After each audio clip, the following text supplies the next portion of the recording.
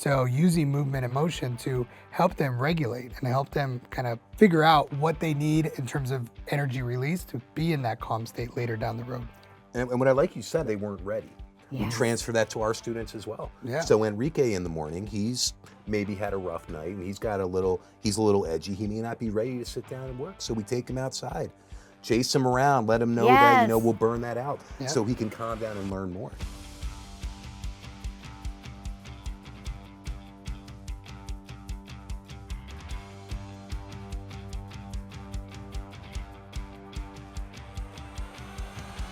Hi, friends and family, and welcome back to another episode of Pam and the Purple Couch podcast. Ladies, gentlemen, friends, family, loved ones, today, this is a great episode. We have got two of our BCBAs sitting on the Purple Couch today. I've got Dr. Manny with us as always, but then I've got Mr. Bill with us today. Mr. Bill's one of our BCBAs in our early intervention clinic, and he's here today with 20 plus years of experience working with our amazing kids. And we really want to talk to you all today about why movement and motion is so important for our kids. So many times we ask our children to sit down in a public school setting, private school setting, clinical setting, at home setting. Oh, and we just came back from the holidays. So how many times did you ask your kids to sit at the table with no stimuli and be good? Our kids don't know what boring is anymore. That is a complete life lesson for them. So we've got to talk about why it is so important to get your kids up and moving. Hello, guys. Hello. Bill, welcome to the couch. Thank you so much for having me, Pam. I feel like I've arrived sitting on the purple couch. And thank you all out there for watching. So yeah, very happy to be here and just to chat with the experts. So well, I think that, your background and understanding of this subject really come hand in hand. So many times I hear from parents is, how did you get them to do that? I think about our little chunky monkeys, and I call them that, and we use Sally and Johnny, and you can come up with make-up names because we're never using the real name of our students on here. Even though HIPAA says we can use the first name, just not the last name. No, we make up names all together. Okay. Maybe today is Juanito. Julio. We come up with different names all the time. My go-to is Johnny and Sally. Yep. In early intervention, especially, and we're going to go into elementary school because I know you have a plethora of experience in all different ages. I do. So many times our parents do not realize that even as a toddler, this is where we have to start getting them moving around. Can you talk to us and give the audience a little bit of background on you, where you're coming from, and then give them a little summary of what your 2 cents is on getting these kids moving and why it is so important. And then we're going to go from there. Absolutely. Well, it's a very important topic to me for several reasons. So my background, 20 years, so wow, about 2 decades, time flies.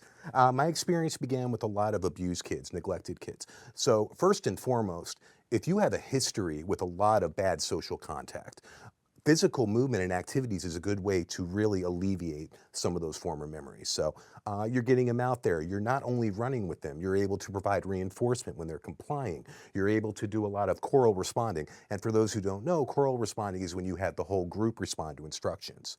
So, I'm thinking of Bill Murray back in the day. All right, guys, love me on this one. Have you 2 seen the movie Stripes? religiously. Okay, so that's choral responding. Exactly. I left, I had to get home and she left, that's what I'm hearing, but we didn't know the words back then. What is that? No, we were all chanting it. Gen Xers, you all are in my corner. I know, I can hear you all from here. But it is that. So that's choral responding, getting that feedback from the team by using a vocal prompt. Exactly. And I think what also it does, what I love about that is you're now having them engage in group instructions. So what does that build in their future? It builds the ability to work in groups, the abilities to work in maybe vocational activities, as that's what they will be doing. So really, I think it builds off of a lot of foundational skills, which we really need for that. And also, when these kids, you want them to come to school.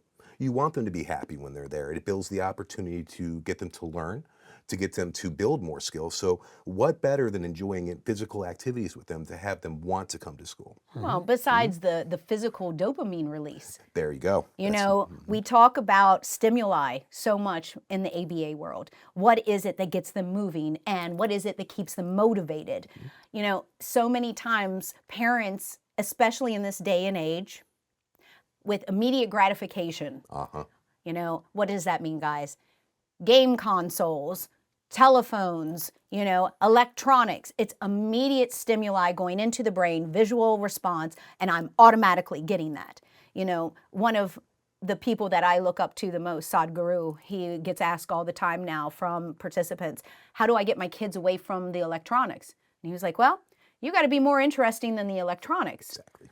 And so the next question comes in from parents is, well, then how do I do that? You know, we joked in the parent training where Pam was acting goofy, you know, and that's okay for little kids.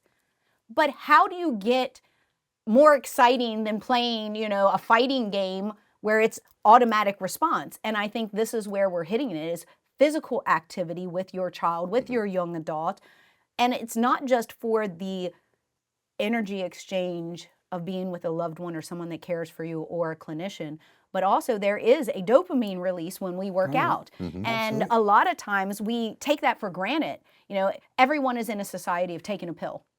You got a headache, take a pill instead of drinking water and hydrating. You know, kids, I'm depressed. I'm like, okay, when was the last time you went outside? We talk about that because in our high school program, right after COVID, we had a family that came into us, and their son hadn't been outside in 2 years. Oh, wow. It was a deterrent from him. He was sensitive to bugs. He was sensitive to Grass, everything. Yeah, everything. And talking about shaping and getting that motion and movement, within 3 months, and I'm going to say 3 months because I'm an auditor. I think it was less than that. But I'm going to say 3 months because I know that that was at least the time frame. You know, in the world of ABA, guys, data doesn't lie. So we would definitely over-accentuate rather than under-accentuate, you know. So in that aspect, our staff went to dad at pickup and was like, hey, I just want to let you know, so-and-so, we're going to call it Juanito, was outside, and he was playing football today. Yeah, and I'm telling you now, the child's been with me for 3-4 years now. And I remember this clearly because the teacher came to me and was like, I have to go pull a video. Dad thinks I'm lying because it was such an inversion. I don't want to be outside. I don't want to sweat. I don't want to touch anything. And Dad's like, you got him to play football? Not just did we get it, he's now prompting to go out to play football. Wonderful. He wants to. He's initiating. Hey, are we playing football today? So they did. They had to clip it on the video the next day, and when they did, they showed it to mom and dad. Yeah. Wonderful. And you want to talk about a visual response. And physical is, for me, this is why I have a Pam's rule of don't cry because I'll be with you. That's why, just so you know from the CEO bill, don't tell anybody. Oh, lips are sealed. It is my own because I'm like, oh my gosh, a man crying in front of me. You just get us both buckets of tissues because we're both going to be there. But it was seen how the dad did not think that was going to be possible. What would be your advice? For us, the way we got it, and we got the child moving, and to enjoy it was through group activity. And the fact that it was not an option. If you come outside and you don't want to participate, well, that's great. There's the concrete porch. You can sit down and watch the rest of your peers, but you don't have to participate. And I think that goes into when you were talking about reinforcement the other night. You know, being with the group, whether it's positive or negative, the negative, and again, we talked about it, for me, it was constantly, I look at punishment as negative reinforcement. And, you know, like you said, that's the struggle. And I know because I struggle with it myself. But for me, that was a great example in my head because I thought about the child sitting on the concrete watching everyone else. And I'm like, oh, that was negative reinforcement because we removed everything else except for this is the stimuli you have is watching your friends. And that's all it took. We didn't force him to go play football. And that was the key that made it work, was that the only thing that we gave him, which was not an option, was you must be outside with your peers. Exactly. Then after that engagement, it's like the old homage of, I'm not going to make you eat broccoli, but you sitting beside your best friend and he's eating it, you're going to eat it quicker than mom telling you have to. Your peer group decides a lot of what you're going to do. So what would you say, because, when we have older kids, it's a little easier. What do you do as a parent when you've got that 3-year-old, that 4-year-old that is still learning to find their voice? So they may be a screamer, a screecher. I think that's what I'm going to start using. I'm not going to say screamer anymore because it's such a bad connotation. Yeah. So I think about Saved by the Bell, the character Screech. Screech, yep. I'm like, oh, we just got screechers. Screechers. You get what I mean? Because now it's not a screamer, but many times, like I said in the parent training this week, is that the real deal, and that's what we talk about here on the couch, is that when mom and dad get done 10-hour shift and they've got a screecher, that as soon as they come home, that kid is high-pitched, they're in crisis immediately, and the first thing they want to do is either give them a cookie or give them the iPad. Either way it goes, it shuts them up, and I'm done. Oh my gosh, Calgon, take me away for at least 20 minutes. We laugh about that, but that's real life for our parents. Right. They're living this day in and day out. It's not a clinical thing where, oh, okay, I get a break for 4 hours. It's like, no, I've just worked 10 hours. I come home, I want to love my kid, but they make it almost impossible sometimes. What would you recommend to a family like that with your vast experience? Because being that child that wasn't protected, I would have been one of your kids that you worked with that had had some of that social emotional baggage as a teenager, young adult. But instead, just like many of our BCBAs, we jump into a field so that we can make change. Exactly. So how do we do that for a parent that may be in crisis and they have already, and this is the caveat, and I'm speaking to you parents because I know many of you have given them that cookie to quiet them down, given them the iPad for a moment of peace. Well, those cookies become 1 cookie, becomes 3 cookies, becomes just give them the cookie box. And now I've got a 3-year-old at 100 pounds. Parents are in crisis and they know nothing else but to continue to reinforce them with stimuli that causes them to stop, even though it's unhealthy. What do we do for those parents watching that they're hearing us and they're like, oh shit, Pam, that's me. Maybe it's Cheez-Its. Maybe it is Goldfish. I'm thinking about all the reinforcement. Fruit roll-ups, Skittles. I'm saying all these because we're not sponsored by them. Again, we could talk about food gut. That's another episode. But all of these things that we have been exposed to that our families do because it's an easy, quick grab and it causes an immediate shutdown of the auditory screaming, tantruming, or just vocal expression. Because a lot of times that's the kid's way of communicating. We all 3 know a little young lady that is her form of and the pterodactyl scream, and each pitch means something different, but that's her voice. Well, imagine after some of our days that we've had, you pick this beautiful little princess up, and in the car, she's screaming the whole time. She's having a conversation with you, but you're like, oh my gosh. You walk in the door of your house, and now it's iPad, iPad, iPad, or cookies. But we're going to have dinner. I don't care. I want cookies, and I want it now. And we all know when our kids want something, they make sure we know it. Oh, yeah. What do we do? What do we do to those families that are in crisis, that have set up, I don't want to say negative patterns of, it's not even a behavior, but it is for the parent. Well, they reinforce the wrong thing. Right. Yes. Let's put it out there. I mean, I've done it. Well, I think we all have. all So let's done it. all take, the Yeah, reason I'm we've all bringing done this it. up is because we all have been in those shoes. And parents, the first thing we want to say, it's okay. it's okay. The reason we're discussing this is because you're not the only one. There are, I would say all of us have done this in some way, shape, or form. And if you haven't done it, kudos to you. Yeah, You sure. probably have some other issues we're going to talk about in a different episode. But we all find that. All right, families, we'll be right back after this special message. Are you looking for an alternative to public school? Puzzle Box Academy is your home, where every child is looked at as an individual. Come to Puzzle Box Academy, take your tour today, and you will see the difference. Puzzle Box Academy at www.puzzleboxacademy.com. And now, back to the Purple Couch Podcast. I just want our families, especially after this episode, to have some tools. Sure. So how can we reshape that? Yeah. Well, first thing I would say to all the parents out there, look yourselves in the mirror and give yourself a big pat on the back. Because the first thing to remember is this is what we do for 8 hours a day. We clock out and then we go back to our lives. This is your life. So they have to do it every moment. So that's the first thing I would tell the parents. Be proud of what you've done. You're very involved with your kids, and that's the first step, is the love is there. So we just got to tweak a couple things.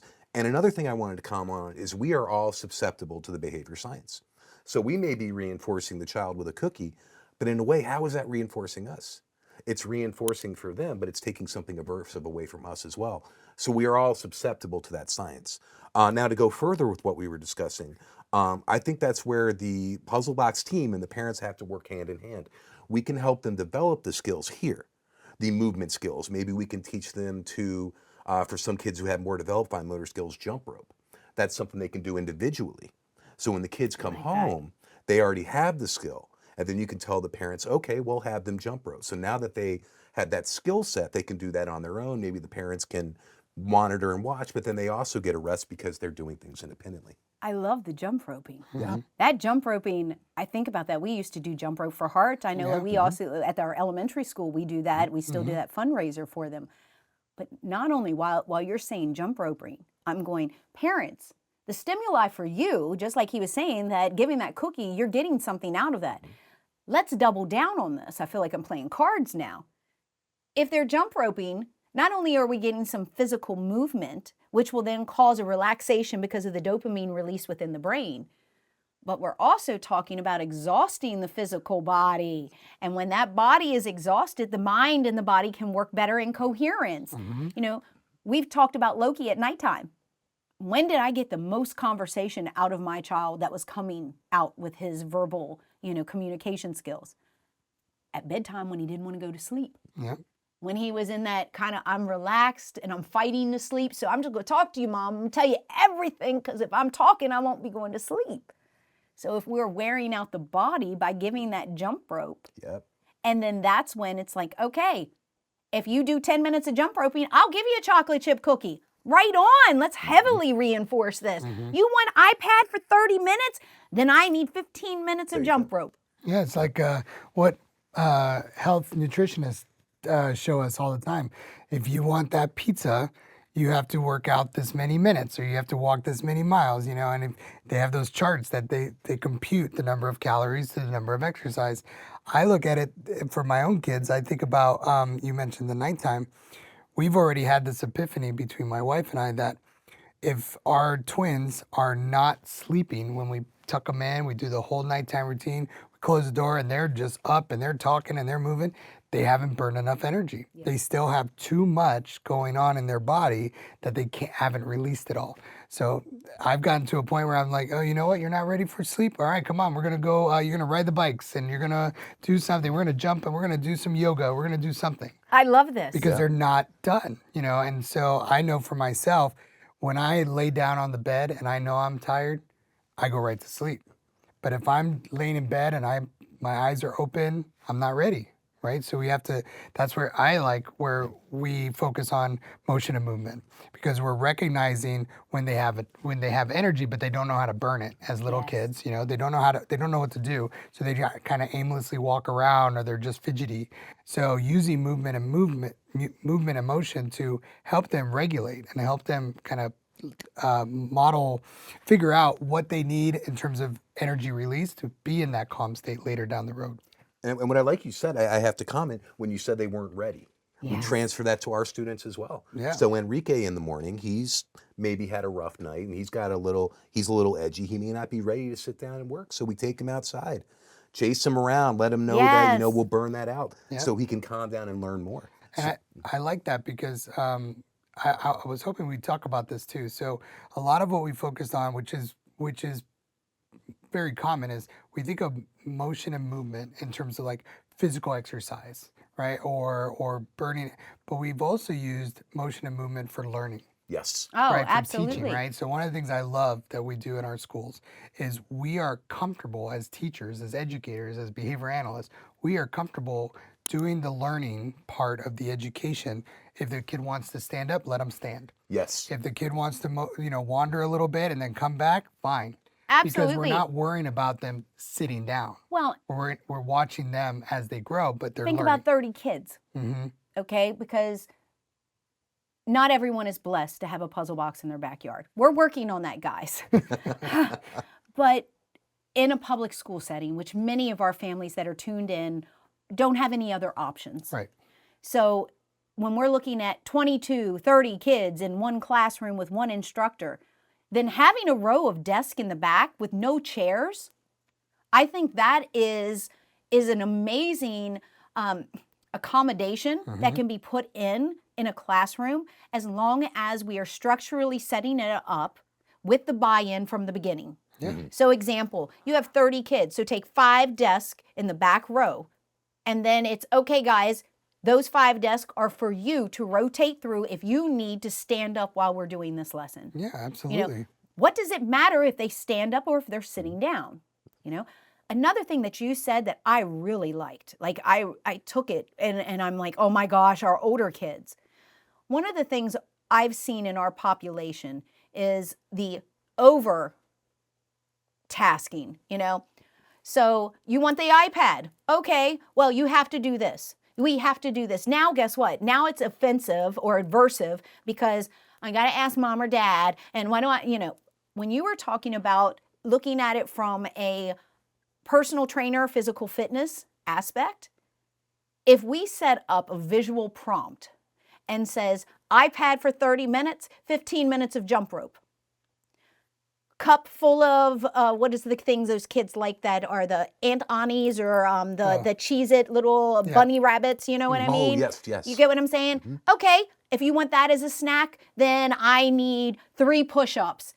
But if you have this charted, the de-escalation of behavior for an older kid that can read the chart, and that's one of my biggest things I want to let you all know. We got to make sure that we are acknowledging where the child is. So if you have a kid that is not reading, this chart is not going to work unless you're going to put little pictures of the jump rope. And if you're putting little pictures of the cookie or the iPad with, running, a man running. So make sure that whatever visual prompting you're putting on there is age appropriate, and not just age. I want to say to the learning ability of your child. Don't say age, because an 8-year-old that's growing up in Florida may be completely different than an 8-year-old that's in New York growing up. Oh, yeah. Absolutely. It depends on the household. But I like this because I know when we're getting into 3rd grader, 4th grader, that mommy and daddy kind of feeling, is almost a trigger in itself. Mm-hmm. So I don't want to have to ask you. It's my iPad. This is when they're coming up with their own personalities. Oh, yeah. Your household, you got all that going All on of in it. there. Mm-hmm. So, if you take your teenager and want to put the same prompting as your toddlers, it's not going to work because they're going to tell you real quick that they're an adult. Yeah. It's, And I think was it 13 going on 30? Yeah, and I think the expectations have to change too. So my expectations of my 4-year-olds, complying with daddy and, let's get dressed, let's, brush our teeth or whatever, versus the 12 and 13 and 14 and 17-year-old, what are my expectations then? Well, self-management, right? Yes. They should be self-managed at this point. So we start to do their own homework. Let me check your homework, stuff like that. But very different expectations, especially for movement and motion. They are, my older ones, I'm very blessed because they're in sports and they're doing things. So their physical activity is not a question, a worry.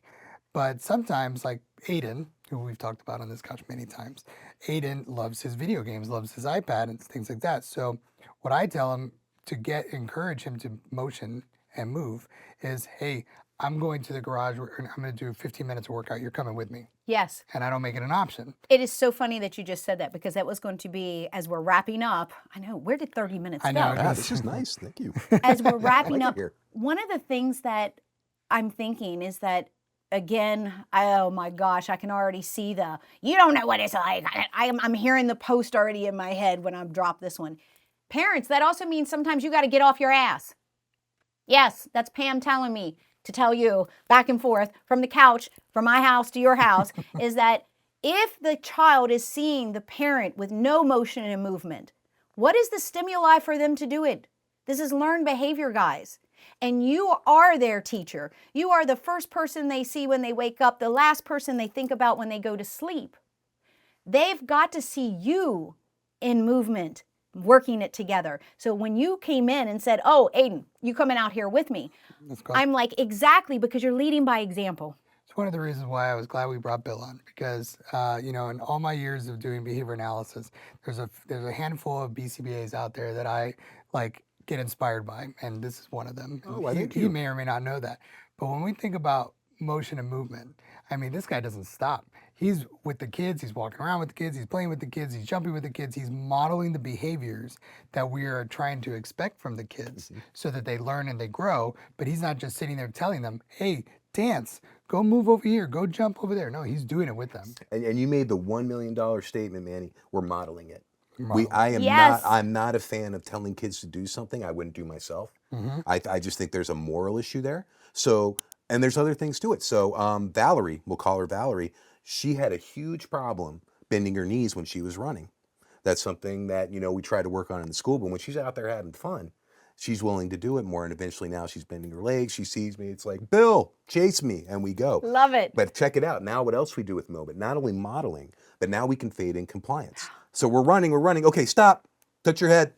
Touch your nose. Okay, we run again. You have that reinforcement always on the standby when you're doing those things, when you have those activities, so you can fade in tasks at the same time. So really, you're, pardon the term, you're killing like 20 birds with one stone. Yes. You're building skills, you're building reinforcement, you're building compliance, and the kids are happy, which is 99% of it. Oh my goodness. So why not do all those things while having fun? And I think that's what movement does. And it's I'm going to take a pause publicly, and I hope you don't mind me doing not this. at all. It's so funny that you said that about Mr. Bill here. We've been doing this a little while, Manny, and we've seen BCBAs. And the reason that I have you on the couch today is because within the first 3 months of you coming on board, we had a little booger that was, had some language parents, but whether or not he chose to use the language was a different story. And so therefore, his outburst was the way he would express himself. And when I walked into the clinic and you had the little horns that the child had put on your head, so suction cup little playthings. It's like life action Shrek. I put Yes. it on. Yeah. Well, to talk about me telling you to get up and move, parents, sometimes you have to be silly. And sometimes when you don't think that it matters, it's when it matters the most. Because this little nonverbal guy, when he had de-escalated and he saw that Mr. Bill was not feeling so good, or that his behavior had triggered Mr. Bill to be a little distant, the love that he came up on his own and prompted through a hug and touching Mr. Bill's head. Well, for us that work in this field, that's our strive, because that's showing that even without that expressive language, the communication was there. And so I can see it, even from a standpoint, the way that your clients bond with you. And that can only be done, like you said, through modeling, which means he is doing it with the client. And parents, that's the tip and trick that I want to leave you with tonight. I need you to remember that if you want the child to be engaged, if you want the child to give you that feedback, then you've got to do it from their level. And whether that's a 23-year-old that you got to look face to face, or whether it's your 2-year-old that you've got to get on the floor with, it is you spending that time with them. And when I say with them, I mean without the phone, without I'm watching the game, but I'm here with my son. No, I'm talking about really getting in there and knowing your own kid.